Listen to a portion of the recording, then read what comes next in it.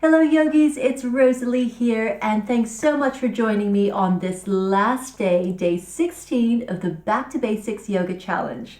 Well, I really hope that you enjoyed this journey with Jane and I hope you got something out of your practice as well. Well, we are going to finish today with a seated forward bend. Great stretch through the back of your hamstrings and for your spine as well. Just go ahead and shift around. Your legs straight out in front of you, moving any fleshy bits from behind you. And now engage your legs. So flex those toes. You have nice, strong legs.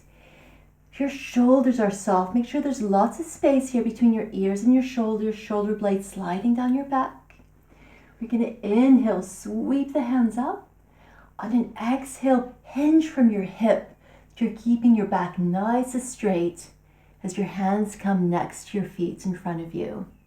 If your hands are by your feet, you can go ahead and reach around and get the outer edges of your feet. This is really good traction. So on inhale, pull on your feet to make your spine even longer, finding lots of length.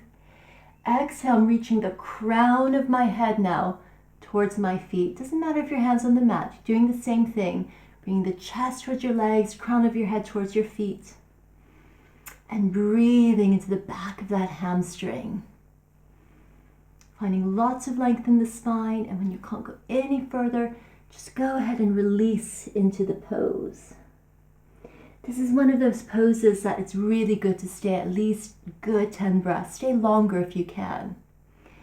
When you're ready to come out, just using the hands to walk yourself all the way back to a seated position. Well, there are just a few things to watch out for in this pose, and the first is that you don't round your back. If this is the case for you and your hamstrings feel a little bit tight, then go ahead and pop a cushion under your seat. This will tilt your pelvis and it should help you find a nice straight spine as you go down. The second thing you can do is to bend your knees. It's much better to go down with bent knees and a straight back than it is to try and keep your legs straight and go down with a rounded back, because you just won't get as much out of the pose if you do it like that. And the third thing you can do is to use a strap. Straps are fantastic props in yoga. Use one even if you have a straight back, just to help you go a little bit deeper in the pose. And the other thing you want to watch for is that you don't let your legs flop out to the side. If this is the case, you just need to engage those legs, flex those toes up. Head on over to my blog and you'll see an infographic with all this information. Well, thank you so much for joining me and Jane on this Back to Basics Yoga Challenge. It's been so much fun for me, and I hope it has been for you too.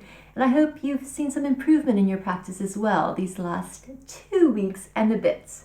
Well, thanks again, and I hope to see you again very soon.